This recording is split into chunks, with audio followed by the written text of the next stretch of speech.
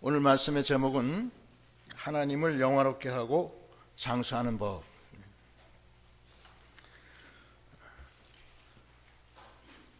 하나님을 영화롭게 하는 것이 인간의 제일 되는 목적이라고 그랬습니다. 웨스트민스터 소요리 문답 1절에 보면은 인간의 제일 되는 목적이 무엇이뇨? 그러니까 하나님을 영화롭게 하는 것과 영원토록 그로 즐거워하는 것이라 그랬습니다. 여기 보면은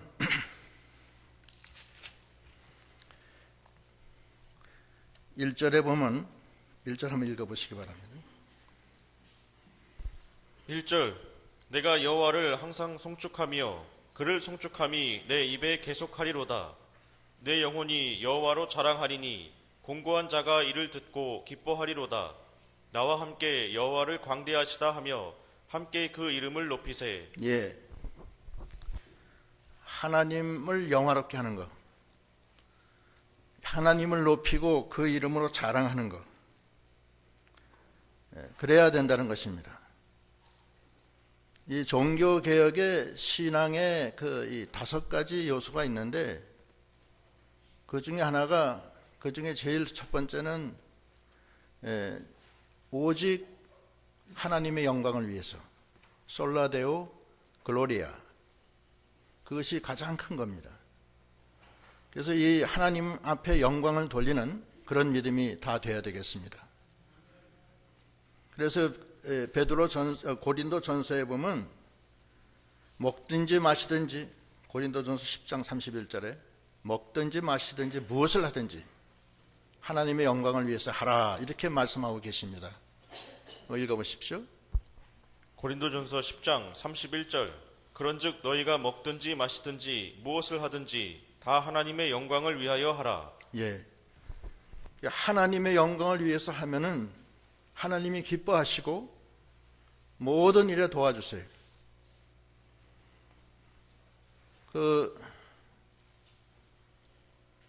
미켈란젤로라는 그 미술가가 있었죠.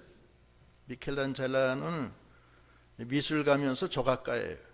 지금부터 약 500년 전에 유럽에서 미술과 조각을 그린 사람입니다. 그 사람이 그 바티칸 궁전 안에 벽화를 그렸어요. 그 벽화가 그 유명한 천지창조, 또 최후의 심판, 그 벽화를 그렸는데 그거는 명작입니다. 근데 그 사람이 처음 수업을 시작할 때 자기 선생님이 있어요. 선생님한테 가서 14살 때 어떻게 해야지 이 조각을 잘 할 수 있습니까? 그랬더니 그 선생이 네 재능과 네 능력을 무엇을 위해서 쓰겠느냐, 그렇게 묻는 거예요. 그러면서 이 미켈란젤로를 데리고서 시내로 나가요. 나가서 어느 술집 앞에 갔더니만 아름다운 조각이 있어요. 저 조각이 어떻게 보이느냐? 예, 정말 잘 됐습니다. 그러나 그 조각은 술집을 위해서 쓰여진 조각이다. 그러고서 또 어느 성당에 가서 또 조각품을 보여줬어요. 저 조각은 어떠냐? 저것도 좋습니다. 저것은 하나님의 영광을 위해서 썼다.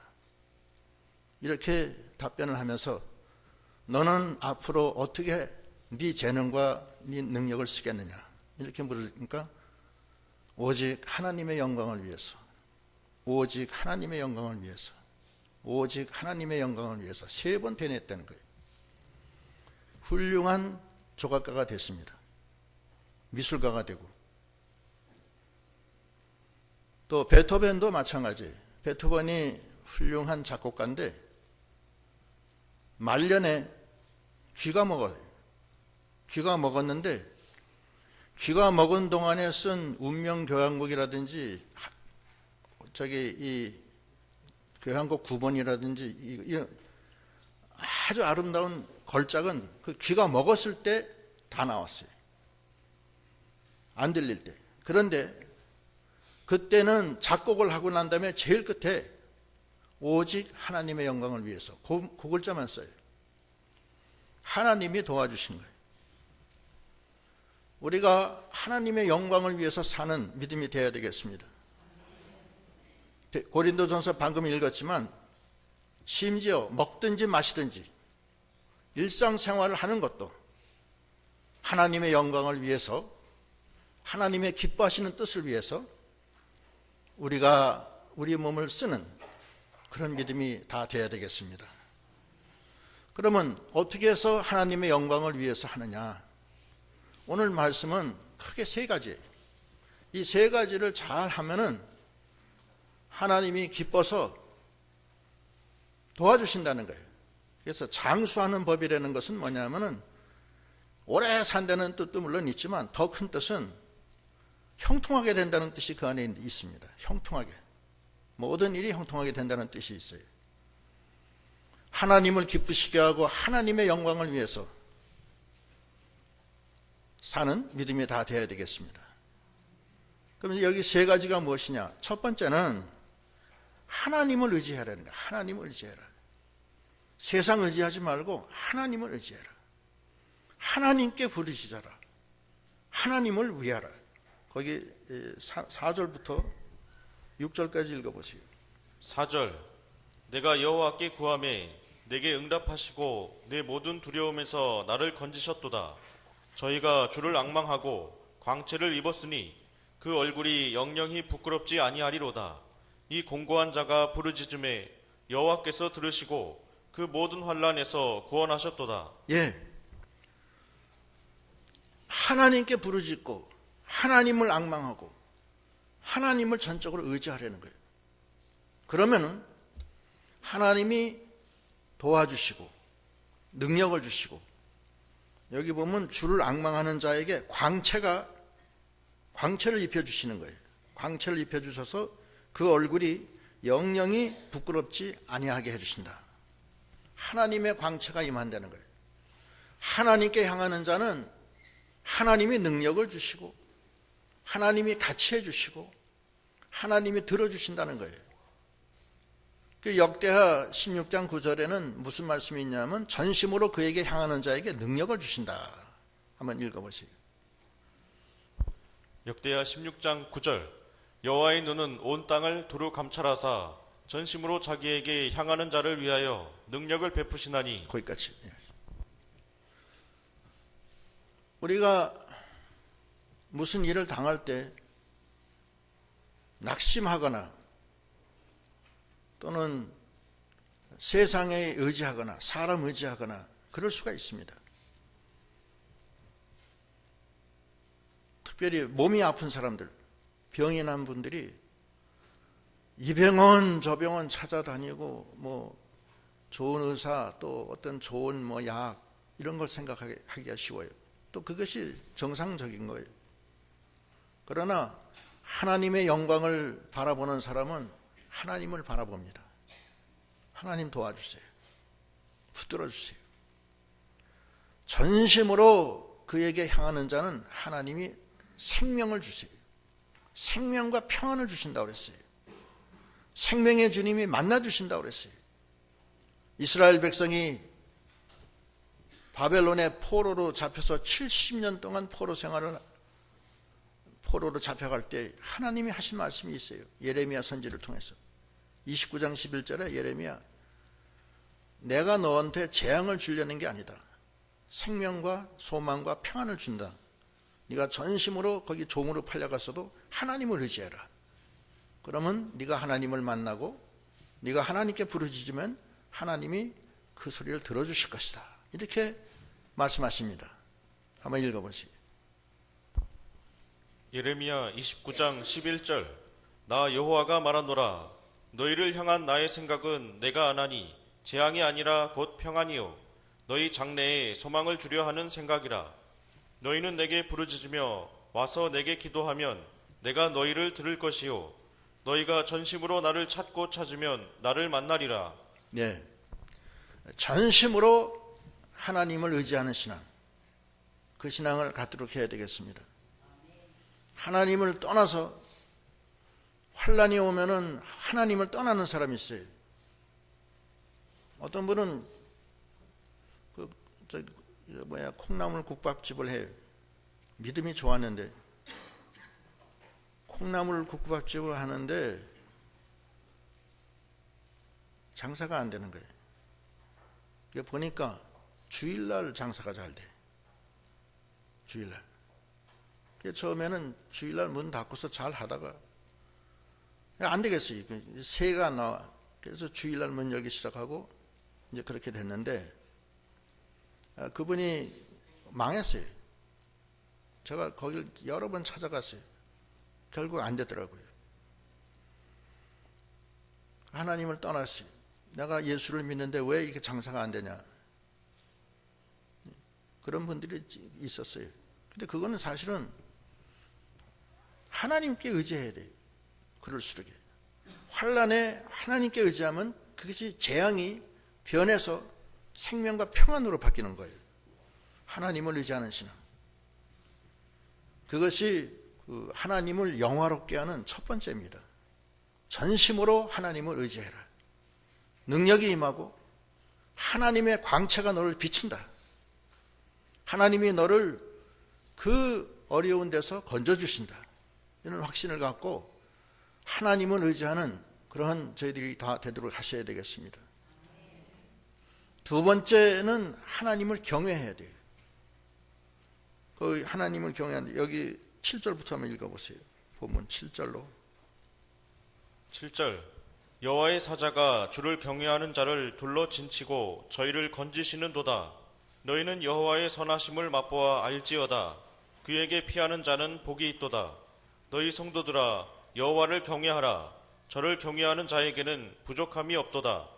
젊은 사자는 궁핍하여 줄일지라도 여호와를 찾는 자는 모든 좋은 것에 부족함이 없으리로다. 너희 소자들아 와서 내게 들으라. 내가 여호와를 경외함을 너희에게 가르치리로다. 생명을 사모하고 다시. 하나님을 경외하는 것을 너희한테 내가 가르쳐 주겠다. 하나님을 경외하면은 하나님이 둘러 진치고 건져주신다는 거예요. 여호와의 사자가 하나님을 경외하는 자는 이 둘러 진친다는 게 사자가 부드러워서 여호와의 사자가 천사를 보내서 둘러 진친다는 거예요. 그럼 경외한다는 것이 무엇이냐? 경외한다는 것은 헌신이에요. 자기를 바치는 거예요. 그게 경외예요. 헌신과 순종과 자기를 바치는 거예요. 아까 전적으로 의지한다는 것은 하나님을 의지한다는 거고, 의지하고 부르짖고 하는 것이 의지고 세상 의지하지 않는다는 거죠. 경외한다는 것은 자기 거를 바치는 거예요. 마음을 다하고 목숨을 다하고 뜻을 다하고 생명을 다해서 하나님께 드리는 거예요. 그게 경외예요. 아브라함이 하나님을 경외하나 안 경외하나 그걸 알아보려고 누구를 바치라고 그래요? 독자 이삭을 바치라고 그래요. 그때 아브라함이 100세 때 낳은 독자를 하나님께 번제로 바치려고 나귀에다가 집에서 잘 마른 나무단을 나귀에다 싣고, 또 이삭은 등과 칼을 들게 하고 3일 길을 가서 모리아 산에 가서 나무단을 쌓고 독자 이삭을 묶어서 하나님 앞에 바치려고 칼로 이제 찔르려고 하니까 하나님이 멈춰라. 네가 독자 이삭도 아끼지 아니하였은즉 이제야 네가 나를 경외하는 줄 아노라. 그렇게 하시고 순념소를 보내가지고서 순양을 보내서 여호와의 일에 하나님이 준비하셨다. 그런 큰 은혜를 주신 겁니다. 그것이 경외예요. 경외는 하나님께 바치는 거예요. 하나님께 순종하는 거예요. 하나님을 사랑하는 거예요. 하나님을 사랑하고 마음을 다하고 목숨을 다하고 뜻을 다해서 사랑하는 자는 하나님이 천사를 보내서 둘러 진쳐요. 하나님이 사랑하는 자는 하나님이 보호해줘요. 하나님의 여호와의 일의 역사가 있는 거예요. 그래서 그 시편 91편 이건 내가 적질 않았네. 91편 9절로 13절 보면은 하나님을 좇는 자로 삼고 하나님을 의지하는 사람은 하나님이 천사를 보내서 발걸음을 지켜주신다고 그랬어요. 한번 읽어보세요. 시편 91편 9절. 네가 말하기를 여호와는 나의 피난처시라 하고 지존자로 거처를 삼았으므로 화가 네게 미치지 못하며 재앙이 네 장막에 가까이 오지 못하리니 저가 너를 위하여 그 사자들을 명하사 네 모든 길에 너를 지키게 하심이라. 예, 하나님을 경외하는 사람은, 하나님을 사랑하고 하나님께 모든 것을 드리는 사람은 하나님이 천사를 보내서 지켜줘요. 하나님이 위난에서 건져주세요. 그게 경외예요. 하나님이 준비하시는 거예요. 하나님이 사랑하는 자는 하나님이 준비해요. 하나님이 사랑하는 자는 잠을 준다고 그랬어요. 아까 저기 교동문에도 나오죠. 여호와께서 그 사랑하시는 자에게 잠을 주시는도다. 그럼 사랑한다는 게 뭐냐? 여호와를 마음을 다하고 목숨을 다하고 뜻을 다해서 사랑하는 거예요. 바치는 거예요. 솔로몬 왕이 된 다음에 1000번제를 바칩니다. 바치니까 하나님이 너무 기뻐서 네가 어떻게 1000번제를 바치냐? 성경에 보면은 1000마리의 양을 바치게끔 그렇게 요구하지 않으세요. 필요한 양만 몇 마리 이렇게 바치게끔 돼 있지. 1000번제를 드린다는 것은 정말 마음을 다하고 뜻을 다해서 하나님께 바치고 경외하는 거예요. 경외의 표현이에요. 독자 이삭을 바치듯이. 그러니까 하나님이 모든 것을 많이 주시잖아요. 그러니까 우리가 하나님을 사랑하는 사랑과 하나님을 경외하는 것, 그것이 거의 같은 뜻으로 우리가 해석을 해도 거의 맞아요. 자기가 하나님의 명령을 순종하고 전적으로 사랑하고, 하나님을 사랑하는 것은 명령을 순종하는 거라고 그랬어요. 요한 1서에 보면. 그래서 자기의 그 하나님에 대한 신앙의 표현, 그것이 경외예요. 그래서 로마서 12장 1절에는 네 몸을 하나님께 바쳐라. 그것이 영적 예배다. 이렇게 얘기하시잖아요. 로마서 12장 1절 한번 읽어보세요. 로마서 12장 1절. 그러므로 형제들아 내가 하나님의 모든 자비하심으로 너희를 권하노니 너희 몸을 하나님이 기뻐하시는 거룩한 산 제사로 드리라. 이는 너희의 드릴 영적 예배니라. 예. 그러니까 하나님을 경외해서 네 몸을 바쳐라. 네 독자 이삭을 바쳐라. 1000번제를 드려라. 네가 할 수 있는 마음을 다하고 목숨을 다하고 뜻을 다해서 하나님을 사랑하는 것을 표현해라. 그것이 하나님의 경외예요. 하나님을 사랑한다면서 하나님의 말씀은 순종하지 않고 자기 중심대로 나가면은 그건 사랑한다는 것이 경외까지는 못 가는 거예요. 그냥 마음으로만 사랑하는 거예요. 하나님을 경외하지는 못하는 거예요. 독자 이삭 바쳐라 하면 그냥 바치는 거예요. 그러니까 하나님이 그걸 시험한 거 아니에요. 우리가 정말로 여호와를 영화롭게 하는 그런 믿음이 되어야 됩니다. 그러려면 하나님을 경외해야 돼요. 내가 마음을 다하고 목숨을 다하고 뜻을 다해서 사랑해야 돼요. 내가 힘들어도 하나님의 명령을 따라 순종해 드려야 돼요. 그것이 경외입니다.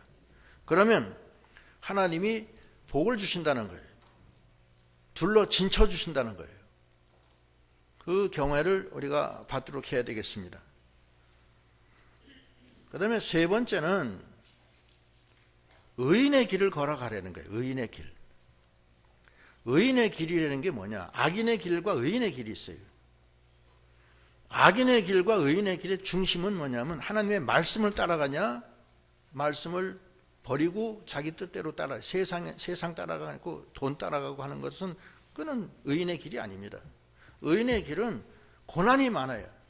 십자가를 지어야 돼요. 자기를 부인해야 돼. 그러나 그게 의인의 길이에요. 그 의인의 길을 따라가야 돼. 근데 의인의 길을 따라가는데 네 가지를 하라는 거예요. 네 가지. 첫째는 입 조심해야 돼. 입 조심. 의인은 입을 조심해야 돼. 거기 보면은 13절 읽어보세요. 12절 13절 12절 생명을 사모하고 장수하여 복받기를 원하는 사람이 누구뇨? 네 혀를 악에서 금하며 네 입술을 괴사한 말에서 금할지어다. 예. 이 혀가 이게 선한 말도 하지만 악한 말, 저주스러운 말 잘해요. 이 혀가. 이 혀가 말 안 들어요. 혀가 이 말 조심하지 않으면 안 되는데 말이 이게 지 멋대로 나가니까 이게 럭비공처럼 마음은 평안하게 나가려다가 누구 만나면 갑자기 그냥 우라통이 터져가지고서 확 그냥 쏟아져가지고 싸우고 이러기가 쉽거든요. 그게 혀입니다. 근데 혀를 조심하라는 거예요. 그것이 의인의 길이에요. 의인은 혀를 조심하지 않으면 다 깨지고 말아요. 의인의 길 못 가요. 하나님의 명령 딱 못 따라갑니다. 저기 야고보서에 보면은 3장 1절로 보면은 4절까지 보면은 많이 선생이 되지 말라고 그랬어요. 선생 되지 마라. 한번 읽어보세요. 야고보서 3장 1절 내 형제들아 너희는 선생된 우리가 더 큰 심판 받을 줄을 알고 많이 선생이 되지 말라. 우리가 다 실수가 많으니 만일 말에 실수가 없는 자면 곧 온전한 사람이라 능히 온 몸도 굴레 씌우리라. 우리가 말을 순종케 하려고 그 입에 재갈을 먹여 온 몸을 억어하며 또 배를 보라. 그렇게 크고 광풍에 밀려가는 것들을 지극히 작은 키로 사공의 뜬대로 운전하나니. 예. 이 말에 실수가 없으면 온전한 사람이라는 거예요. 이 혀가 그렇게 중요하다는 거예요. 혀를 자기가 잘 제약을 해야 돼요. 말을 잘못하면 안 돼요. 그러니까 타고 다니는 말이 말망아지처럼 지 멋대로 뛰어다니잖아요. 그렇죠? 예? 말이 그거 정신 없어요. 그거. 저 어디 갔다가 말 한번 타봤어요. 아이고 난 죽는 줄 알았어요. 그 남들 타고 다니는 거 보면 아주 좋아 보이는데 나도 저거 타봤으면 했는데 딱 타고 나니까 이거는 공중에 붕 들려가지고서 막 가는데 막 또 그 마부가 궁뎅이를 딱 차니까 막 뛰어서 큰일 날 뻔했어요. 아주 그냥 무서워서. 그런데 마부가 그 말에 입에 재갈을 물렸잖아요. 이렇게 쇠막대기로. 그거 딱 잡으니까 말이 꼼짝 못하더라고. 그 말망아지처럼 뛰다가 그러니까 나 고맙다 그랬죠. 막. 죽을 뻔했어요. 그 돈 주고서 그래가지고 죽을 고생을 했다니까요. 이 혀도 마찬가지예요. 혀도 자기가 잘 조심해야 돼. 자기 속에 있는 생각 그대로 말하면 안 돼. 또 큰 배도 키 하나로 조정이 되잖아요. 그죠? 그게 혀예요, 혀. 말 한마디로 직장 모가지 잘릴 수도 있고 말 한마디로 할 수도 있고 그런 거예요. 지금 말이 그렇게 중요한 거예요. 자기 일생을 좌지우지해요. 말 한마디가. 말 한마디로 천양비 갖는 데는 격언이 있는데 그 맞는 얘기예요. 말을 잘 해야 돼. 많이 선생이 되지 말라는 거예요. 그래서 말에 실수가 없어야지 온전한 자예요.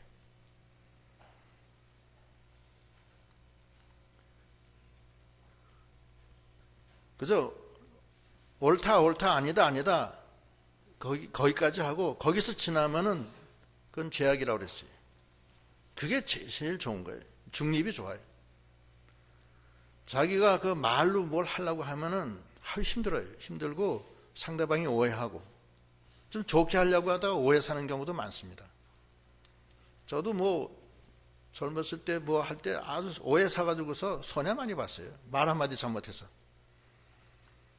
말 한마디 잘못하면은 그건 안 돼요. 그래서 많이 선생이 되지 마라.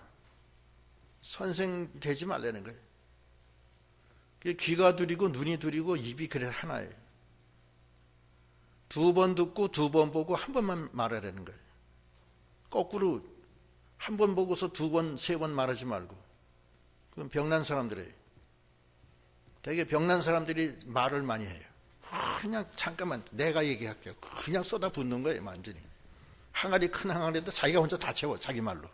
남들 하나도 얘기도 못하게 하고. 내 말 좀 들어보시라니까요 하면서 그냥 쏟아붓는 거예요.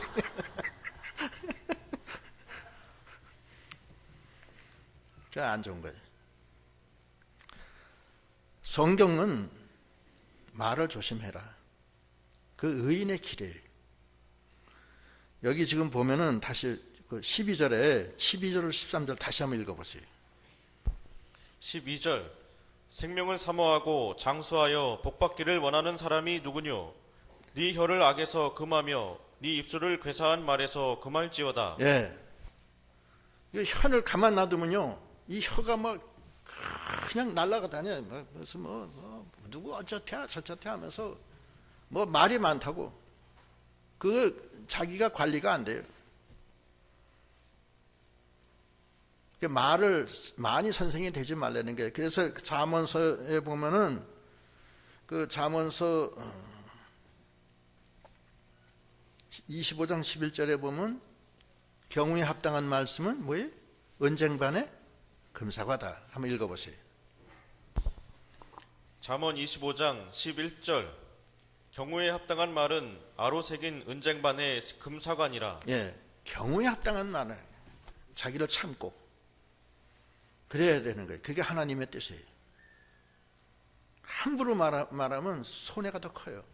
왜냐하면 눈이 2개고 귀가 2개고 입이 하나이기 때문에 2번 듣고 2번 보고 그리고 한 번만 말해야 되는 거예요. 거꾸로 하지 말고. 그것이 장수하는 법이에요. 그 의인의 길이에요. 또 맹세도 함부로 하지 말고 남 비판하지 말라는 거예요. 그거 다 비성경적이에요. 성경에서는 금하고 있어요. 남 비판하는 거. 비판하는 자는 비판당하고 네 속에는 들보가 있으면서 남의 눈에 티는 보고서 손가락질하면서 비판하지 말라는 거예요. 말을 조심하라는 게 첫 번째고, 두 번째는 14절 악을 버리고 선을 행하라는 거예요. 악을 버리고 선을 행하라. 세 번째는 화평을 찾아 따라라. 이 두 개가 한꺼번에 들어가 있어요. 악을 버리고 선을 행하라는 게 무엇이냐? 선과 악의 기준이 뭐냐? 성경이에요. 선과 악의 기준은 성경입니다. 우리가 성경으로 회개하게 되는 거고, 우리가 성경으로 우리가 만들어지는 거고, 우리가 나중에 성경으로 우리가 심판받아요. 그러니까 선과 악의 기준은 항상 말씀입니다. 그래서 악인과 선인과의 차이는 무엇이냐? 악인은 성경 버리는 거예요. 선인은 성경 따라가는 거예요. 성경은 그 안엔 하나님이 같이 계세요. 성령과 하나님과 예수님은 항상 말씀 안에서 계신 거예요. 말씀 떠난 것은 거기는 아니라고요. 말씀 떠나면 거기 마귀 역사가 반드시 있어요. 여러분 말씀 떠나서 한번 해보십시오. 꼭 무슨 마귀 역사가 생긴다고 자기 속에 이상한 생각이 들고 그러는 거예요. 그리고 그 의인의 세 번째는 화평을 구하라는 거예요. 화평은 세 가지. 첫째, 하나님과의 화평이 먼저 이루어져야 돼요. 하나님과 나 사이에 막힌 게 없어야 돼요. 그 막힌 거는 뭘로 뚫느냐면 예수의 피로만 뚫을 수 있어요. 하나님과 나 사이가 원래는 끊어져 단절돼서 내가 생명이 없었는데 예수님이 십자가의 죽으심으로 말미암아 그 십자가로 나와 하나님 사이를 연결시켜 놨어요. 그러니까 예수님의 십자가를 통해서만 하나님과 나 사이에 화평이 이루어지는 거예요. 내 죄로 하나님과 나 사이가 막혔는데 십자가로 죄가 사해지고 뚫리는 거예요. 그게 첫 번째고, 두 번째는 자기 심령의 평화가 와야 돼요. 자기 심령의 평화는 하나님이 내 안에 와 계셔야지 평화가 오는 거예요. 성령의 인도를 받아야 돼요. 성령의 인도는 생명과 평안이에요. 성령의 인도를 안 받고 자기 육신 중심으로, 세상 중심으로 이렇게 나가다 보면 마귀의 덫에 걸려요. 덫에 걸려서 심령이 공고하고 피곤하고 근심 걱정이 들어오는 거예요. 그렇지만 성령이 들어오면 지극히 화평하게 들어가는 거예요. 평안해요.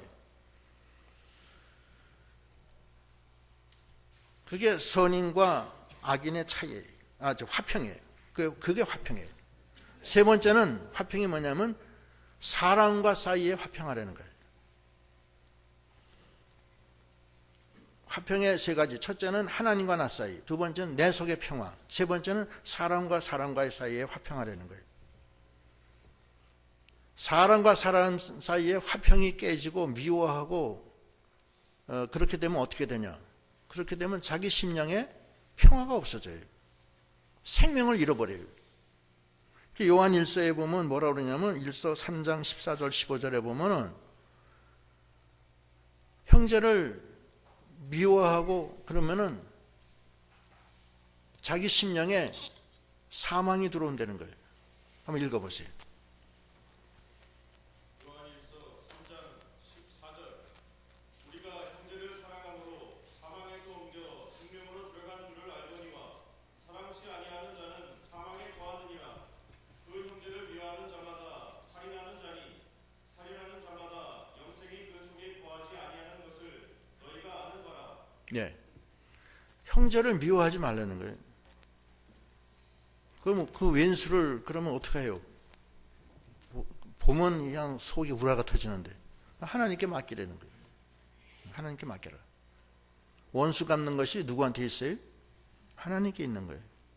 너는 그를 위해서 기도해 주고 그가 줄이면은 먹을 거 주고 그가 헐 벗었으면은 입을 거를 주고 위에서 기도해 줘라. 그러면 숯불을 그 머리 위에다 쌓느니라. 그렇게 말씀하시잖아요.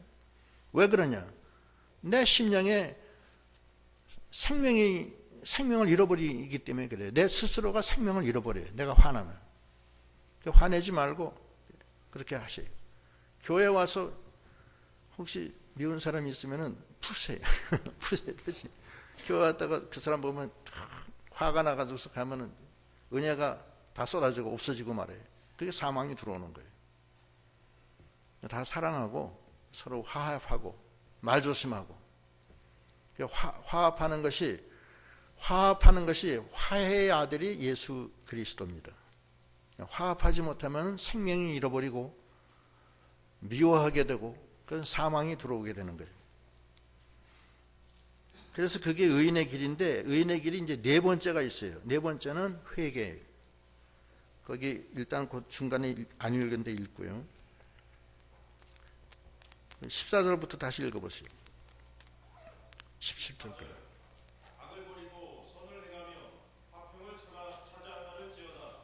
여호와의 눈은 의인을 향하시고 그 귀는 저희 부르짖음에 기울이시는도다. 여호와의 얼굴은 생각하는 자를 기하사 저희의 자취를 땅에서 끊으려 하시는도다. 의인이 외침에 여호와께서 들으시고 저희의 모든 반란에서 건지셨도다. 예, 여기 의인과 악인이 바로 그거예요. 이 세 가지를 잘하는 사람.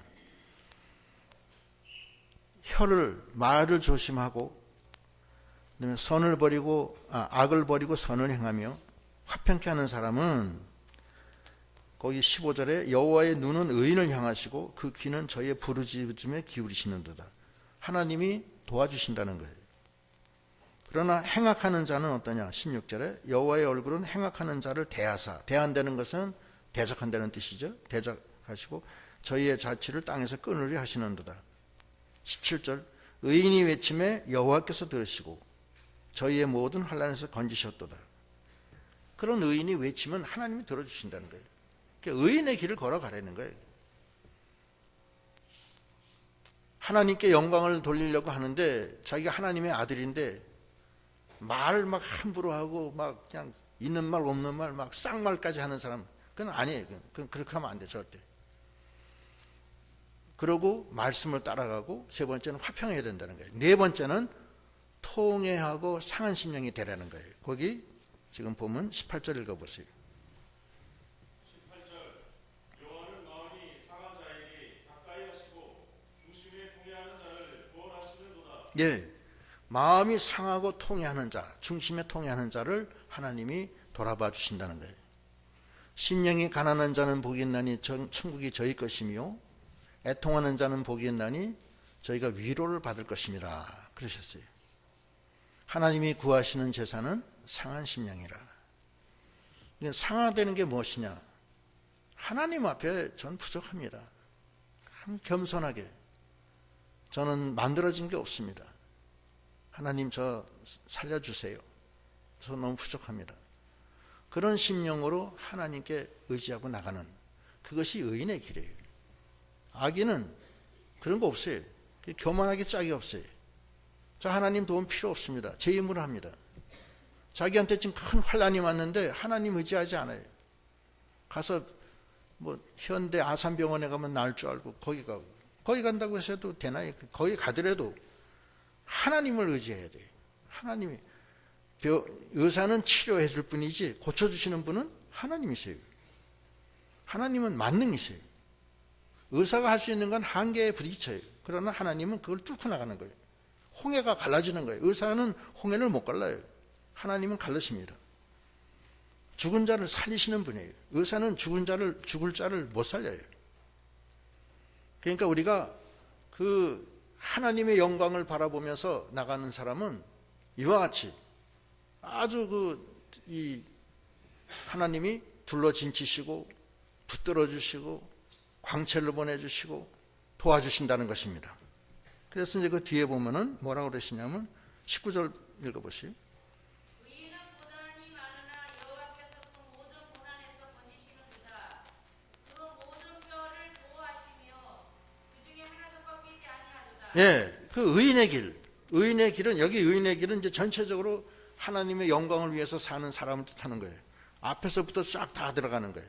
하나님을 전적으로 의지하고 하나님을 경외하고 그 다음에 의인의 길을 걸어가면, 그런 사람들은 하나님이 고난은 많지만 그 고난에서 건져주시고 그 모든 뼈를 보호하시고 그 중에 하나도 꺾이지 아니한다는 거예요. 그러나 악인은 어떠냐? 21절, 22절 읽어보세요. 악인을 죽일 것이라. 의인을 미워하는 자는 죄를 받으리로다. 예, 악이 악인을 죽여요. 하나님을 떠난 그 자체가 악인데 그것이 악인을 죽여요. 의인이 생수의 근원인 여호와를 버리고 세상으로 나가면은 수치를 당해요. 치욕을 당합니다. 악인은 치욕 안 당해요. 거기서 팔팔하게 살지만 의인은 이 세상에 나가면 치욕 당해요. 22절 여호와께서 그 종의 영혼을 구속하시나니 저희에게 피하는 자는 죄를 받지 아니하리로다.